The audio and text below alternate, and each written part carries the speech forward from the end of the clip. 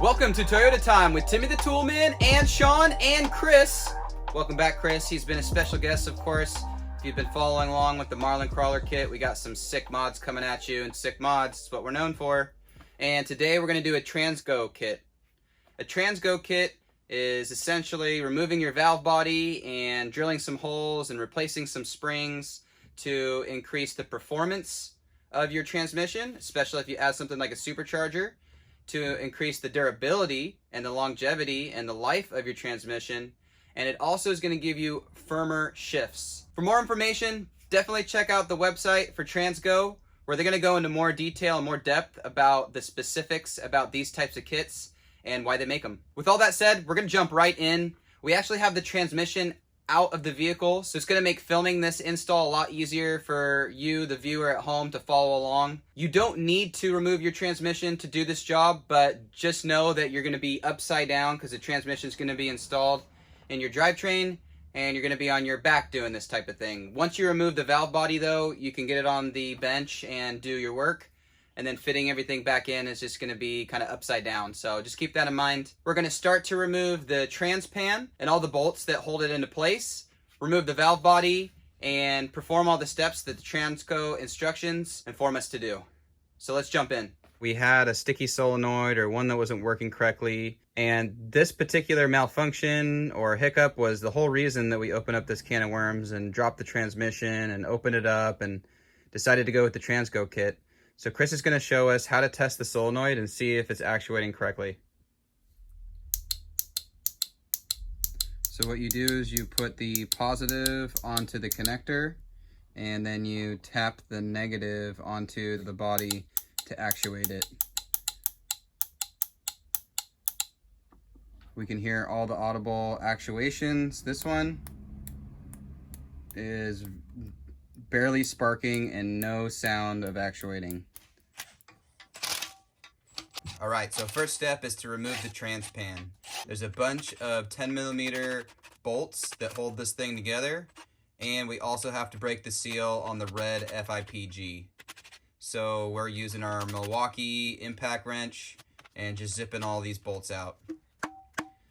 We're going to use some brute force to break this free, but we've linked some specialty tools in the video description so you can start to work it around and break the seal. We're just going to pull this off. And we're going to make a mess.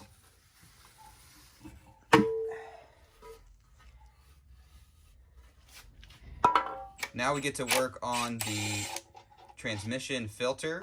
It's held on by 4 10mm bolts. And keep an eye on these bolts and their length because they are different sizes. Longer ones go up here, shorter ones go down here. So 8mm? 8mm. Next, we're moving to the solenoids. We have this one 8mm we're going to remove. 10mm is holding on the rest of the brackets that go off of the solenoids themselves. Back here. Yep. So this shift solenoid is held on by 2 10mm and 1 8mm. This is the 8. Different lengths. So that shorter one? The shorter one goes right here. Longer one goes up here. Now we're just disconnecting the electrical harness, and now we can slip these out.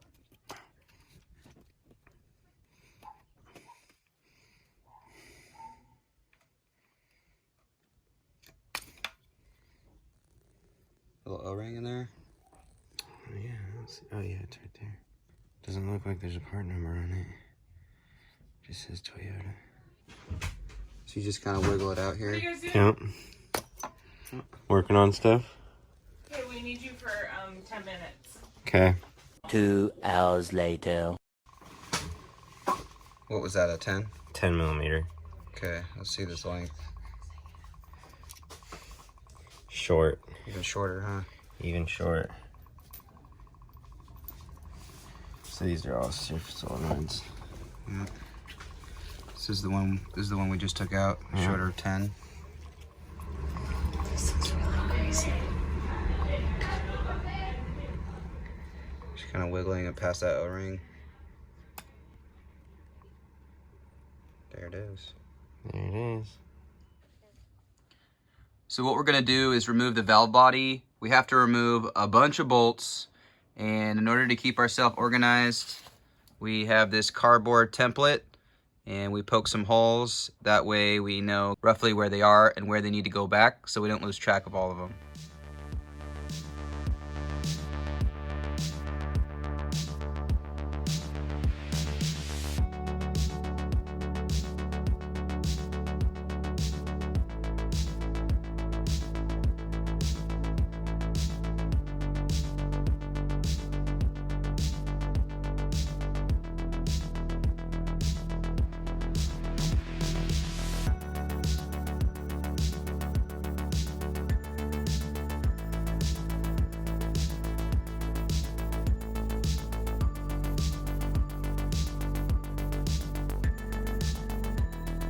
I don't think I need to take that one out.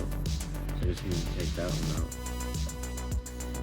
Oh, I do need to disconnect the kickdown cable. Yep.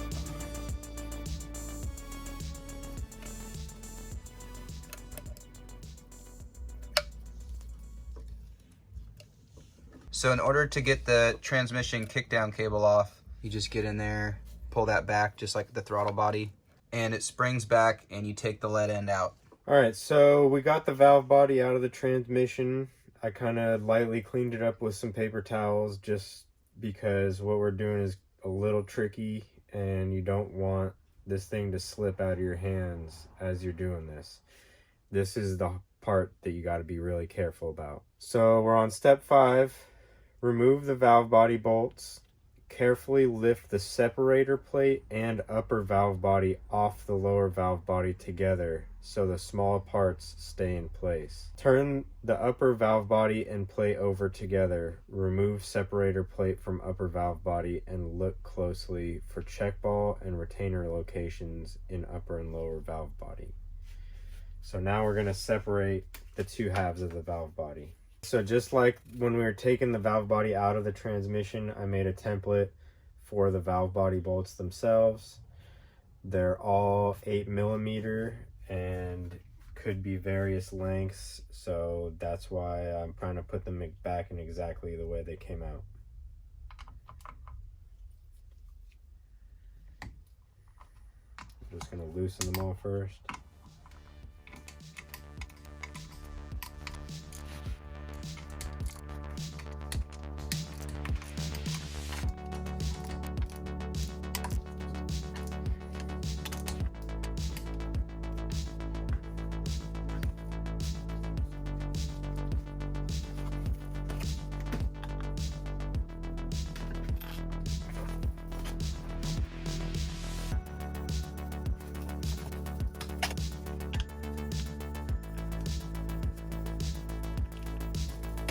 Yeah, so far the one without the 8 is a different one.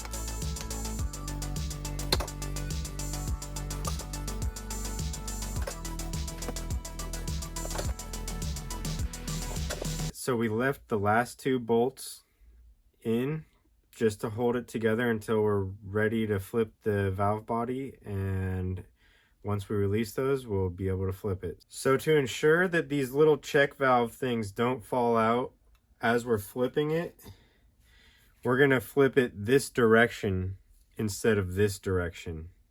All right, so here we go. We're about to attempt flipping the upper half of the valve body. All right, so now you want to make sure you grab the plate, the metal plate that is separating the two halves, and hold that tight to the upper valve body. Okay, you got it? Oh.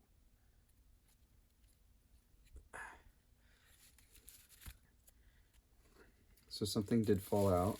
It was the filter. It's a filter right next to my... This little filter fell out. Right here. We'll all figure out where all that goes in a second. We actually have to take all the filters out, basically. All right, so now's the time to ensure you got the proper gaskets for your valve body. Supposedly, in the instructions, it says there's about 17 different gaskets for all the valve bodies for these transmissions. So you want to make sure that you got the right gasket. There can't be any little holes that get covered up that are different between the gaskets. They should be exactly the same on both sides. All right, so we're gonna take a picture of where all these little filters are. So just to make sure we know exactly where they go back, just in case, you never know. They just pop right out. Put them in a little baggie, because we gotta reuse those. All right, so now we're about to take the separator plate off of the upper half of the valve body.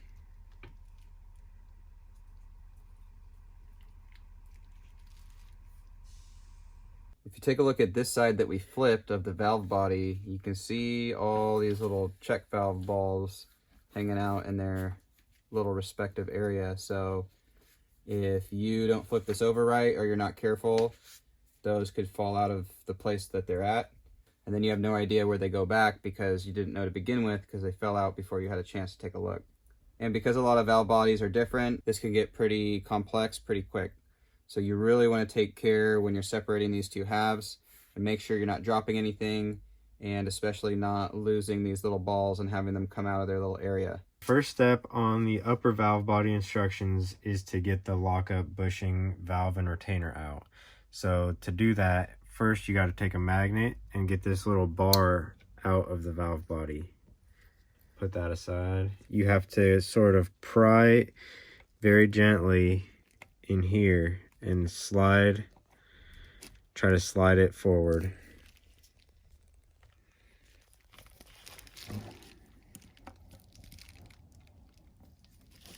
Ooh, kind of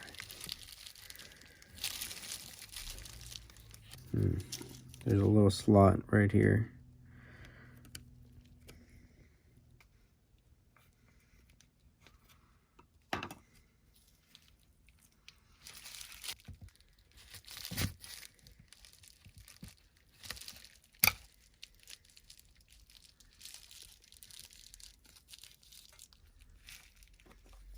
This is the lockup bushing valve and retainer. This is what came out of the valve body originally. This is what we are putting back into the valve body, and we are reusing this original spring. Might be a good idea to put a little bit of transmission fluid on here, just to kind of get it a little bit of lubrication.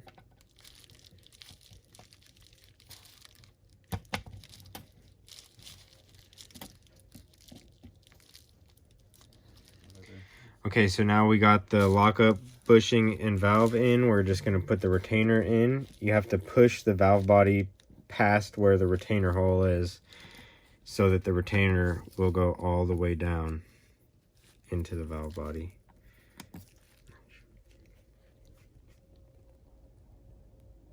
In the instructions, we think that it's trying to show that it's basically has to go on the outside of the bushing, which locks it into place. So now the next step is, if there are check balls in any of these locations where it has one of those X's, we need to remove them and not install any in those areas. If there are check balls here, they should be removed, or if there are check balls in any of these 4 locations, they should also be removed.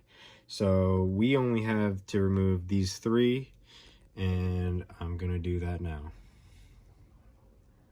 Just, they're not magnetic, so you kind of gotta wiggle it out a little.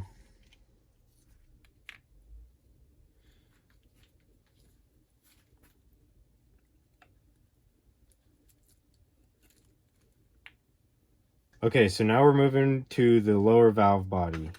We're only going to do step 1. Step 2 is for hot rods only, and step 3 is optional. We're going to choose not to do those 2. First thing is to take this PR spring and original thin washer and install the new orange PR spring and new thick washer. So first we got to get the little retainer out, and we should be able to pull this assembly out. This is the one we're going to go for. So to get this one out, there's a little bit of spring pressure. You just got to push in with your finger, and then you can get the little tab out. It only can go in one way, but you have to make sure that it lines up. Okay, so then you can just pull this thing out. And you got to make sure that this lines up in this groove right here when you're putting it back together. So now we're going to try to fish the spring and the small washer out with a long bolt attached to my magnet. My magnet's just a little too big to fit in here nicely. So here's the spring.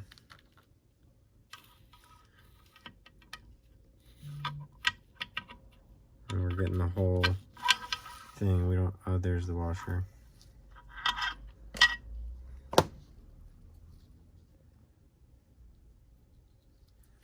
I'm not sure if this needs to be put back in a certain orientation, but this was on top, and this little notch right there, and that's how I am going to put it back in. This is the spring and the washer that came in the kit to replace the stock ones, and we're gonna put the washer onto here, and we're gonna insert this with this notch facing upwards.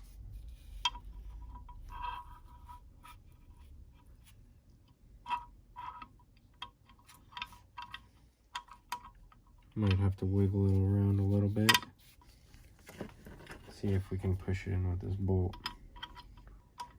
There it is. Oh, yep, so might just have to try to lift it up on this side a little bit as you're kind of trying to push it in.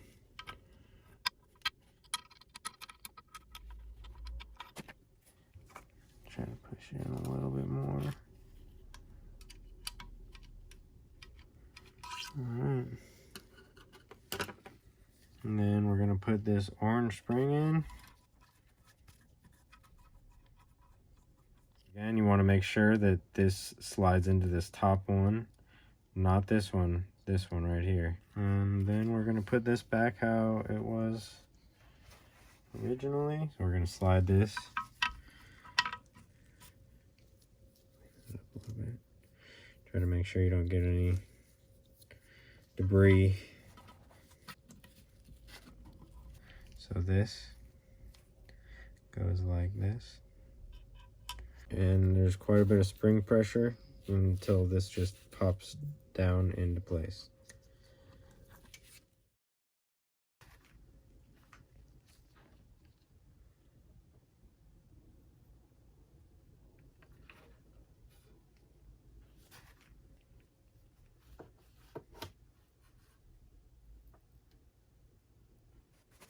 We're gonna clean this up just a little bit. So now that we got that roughly cleaned up, we are going to figure out the holes that we need to drill.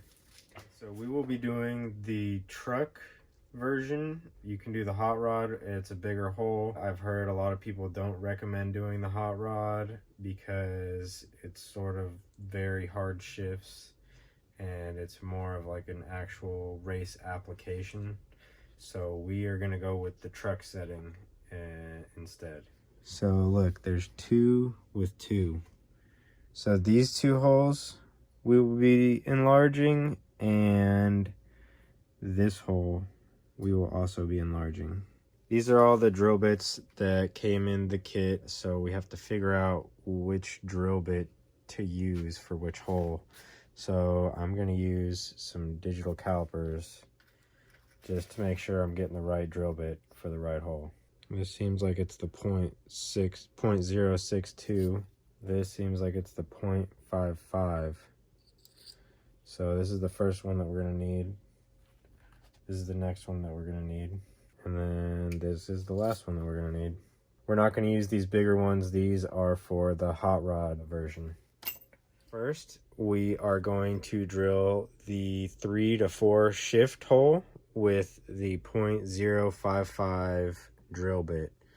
It's just barely a little tiny bit bigger.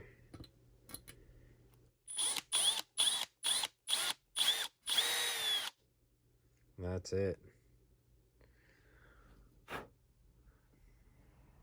It almost fit through originally. It's just like basically you're shaving off just a tiny bit of metal. We're gonna have to wipe this clean before we actually reinstall it.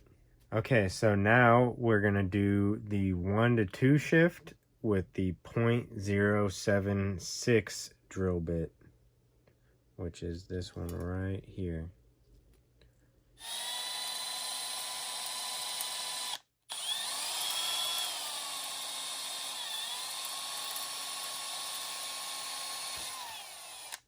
Okay, so now we're gonna do the 2 to 3 shift with the 0.062 drill bit. And that's this one right here. And that one was just barely anything. Okay, so now I'm gonna flip it around just to check to see if there's burrs on any of the holes. And we got some burrs on this one, so I'm gonna try to scrape them off with a razor blade. Might be an easier way to do this. So after drilling those holes, make sure everything's cleaned up real nice. You don't want any metal shavings remaining that can get lodged somewhere in the valve body. So make sure to clean it up real good. Like I was saying, there's so many different valve body gaskets that you just want to ensure you got the right one. So if you line it up with the holes and then kind of flip it over, and then you can kind of just check to make sure there's no holes on the metal gasket that are being blocked by the paper gasket. And you're going to want to do that with both of these gaskets. And it looks like we are good. Instructions say to install these gaskets onto the metal gasket plate. You want to use some transmission assembly lube. You don't want to use regular lube because this stuff will break down into the transmission fluid and it won't like gunk up like regular lube. So make sure you use assembly lube. I'm just gonna kind of super lightly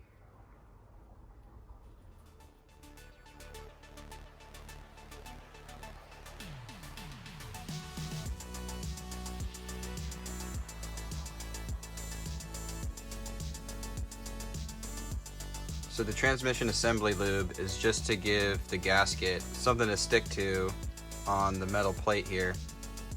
That way when you go to assemble it doesn't shift, and that way it stays in place. Okay, so first one we're gonna put on is this one.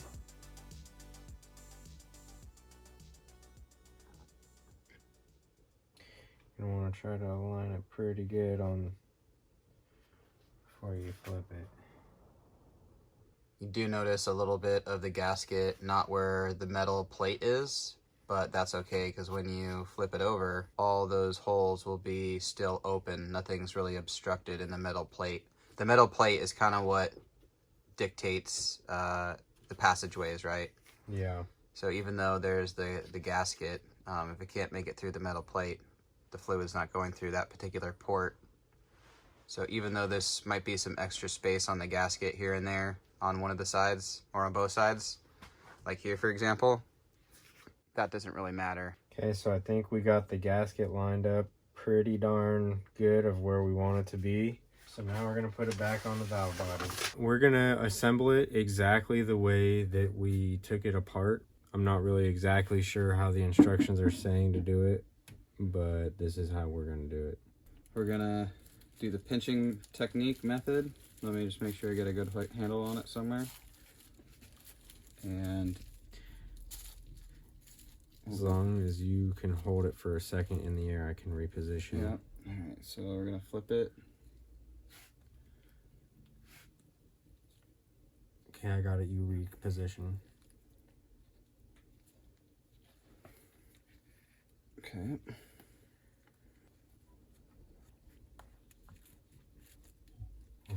All right, nothing fell out. That's a win. Big plus.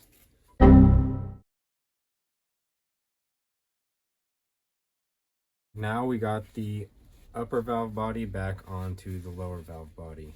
We're going to start putting some of the bolts back in. You want to make sure you don't tighten any of the bolts back until you get the Z bolts tightened, which are these two bolts. This one and this one. Those are the first ones, according to the instructions, they need to be tightened. You can start them all, just don't tighten them until you tighten those two.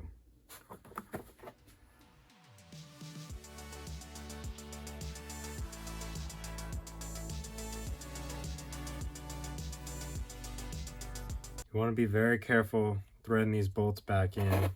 They're pretty small aluminum threads on the valve body, so I wouldn't really recommend against using power tools putting these back in.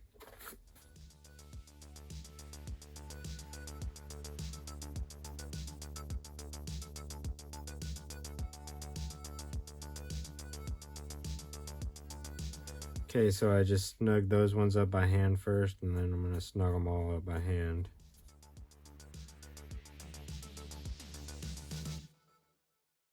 Okay, so the instructions say 53 to 62 inch-pounds. We are going to go with 60. And remember, we got to tighten the Z bolts down first. So we're going to torque those to 60 inch-pounds right now. I want to be really careful with these threads because they're very easy to strip out.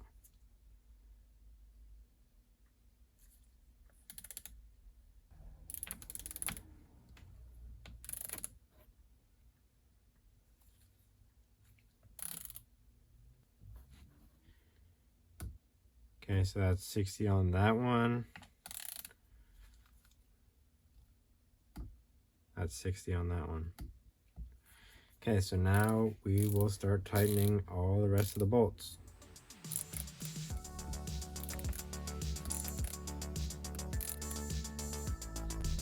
So in an alternating fashion, go from side to side, slowly coming towards the middle and getting everything up to spec.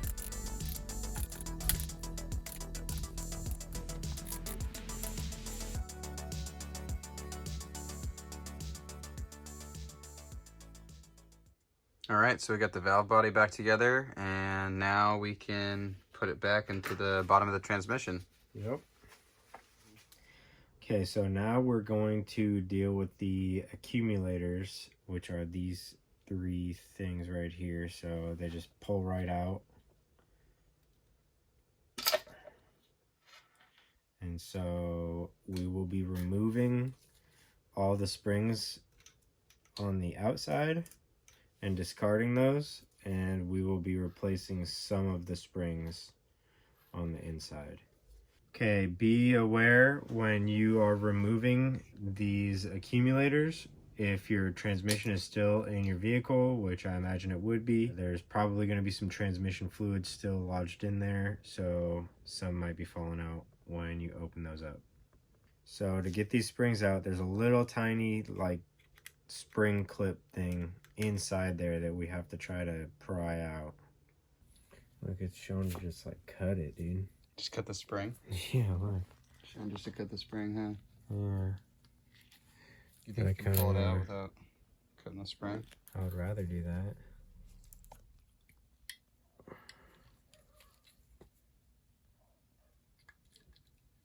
So after you pry the spring out, then you got to replace the spring.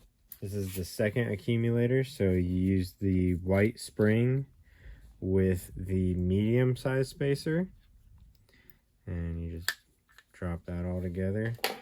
And if you're assembling this while the transmission is still in the vehicle, you're going to want to use some of this assembly lube to hold these in place so that they don't fall out when you're trying to put your valve body back together.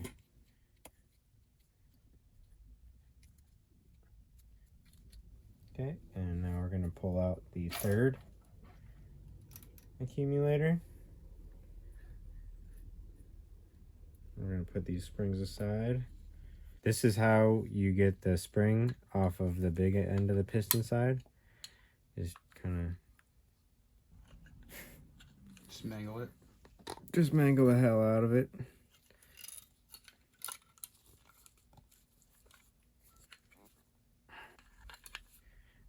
And eventually it will just pop off.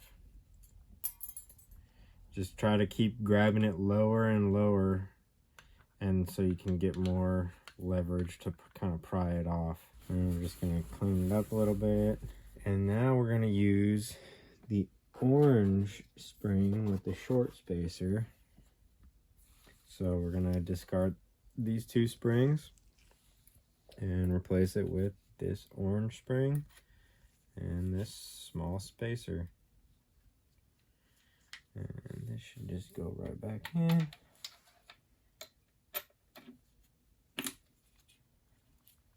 And then for the last and for smaller piston, we're going to save this spring, and we're actually using that spring. So gotta take this outer spring off again.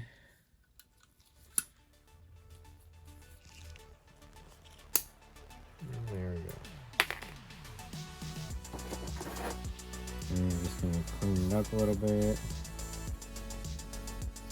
Hold the front door, my bro. Well, it says type A accumulators have either a deep pocket on the big tip or a flat. These ones have a spring attached to the big end of the piston. Oh, so we need to. We were we're type on B. Type B, so I was going on type A this whole time. So. Yeah, so you got to change that spring, that short spacer to a spring. So since we had the springs on the front of these accumulators, those, according to the instructions, are type B accumulators.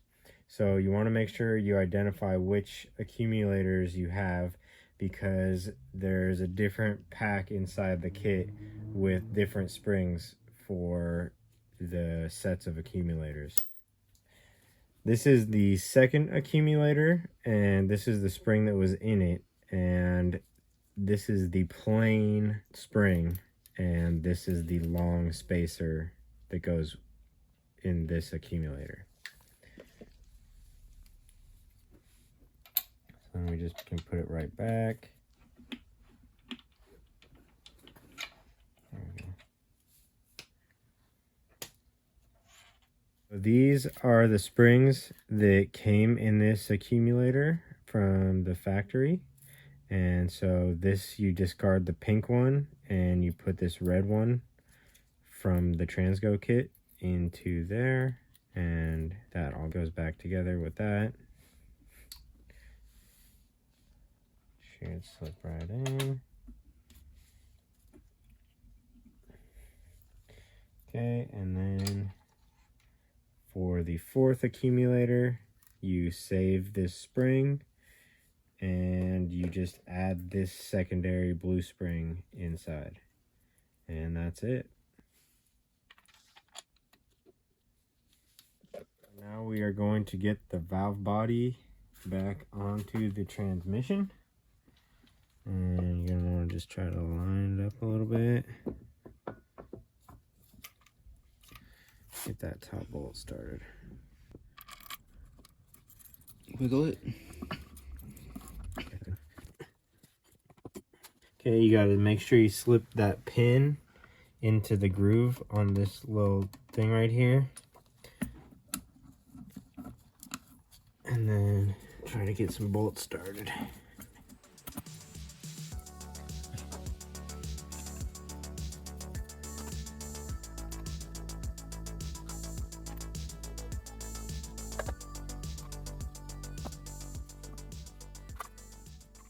If you got any debris on the valve body, just go ahead and try to kind of like wipe it up a little bit. Get as much, all the little fuzzies and anything that you might find. Alright, so now we are going to reconnect the kickdown cable onto this little thing right here. This might be a little more springy when it's attached to the throttle body. But so you just gotta slide the pin in just like how it is on the throttle body and get it to line up with the slot and you're good.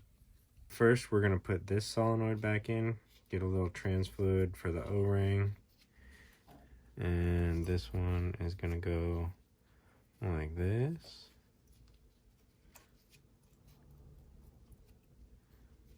Get that seated.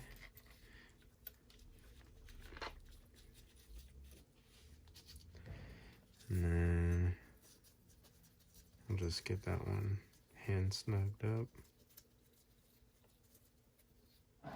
Okay, and then this one, do the same thing, get a little trans fluid. Okay, and then gotta take this bolt out.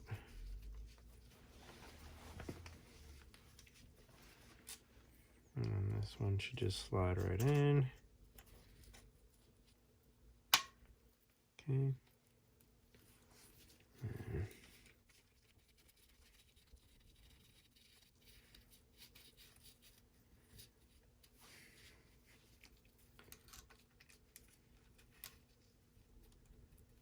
It's a tiny little 8mm right there. Yeah, this one is the 8mm, the small bolt on the valve body.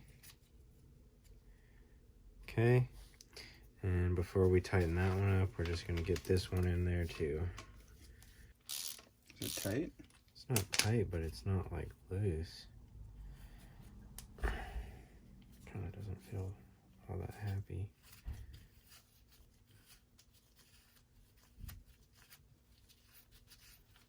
Could just be, not too worried about that one. Okay, now just get a little more trans fluid and lube up the O-ring, and should slip right in.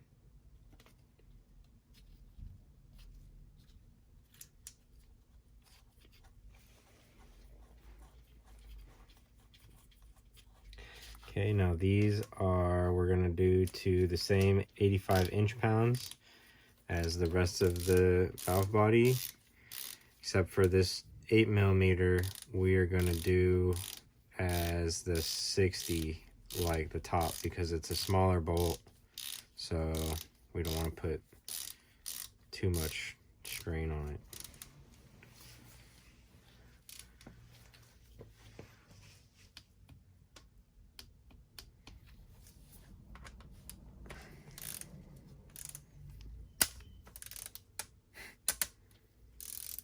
My torque wrench is not the best, but it works.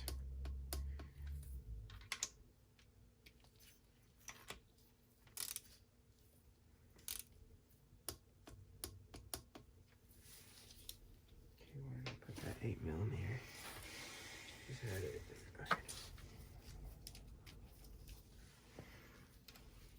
Are you gonna change the torque? Good call.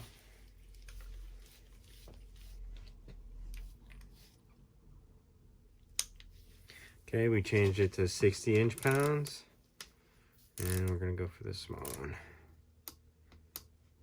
And there it is. Okay, and then to rehook this up, you just snap that in. Just snap these together.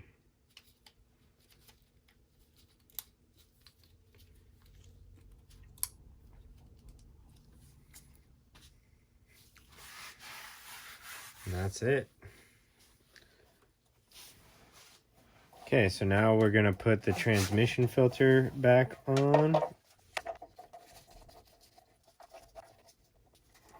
We're gonna torque it down to 88 inch-pounds, which is what the factory service manual says.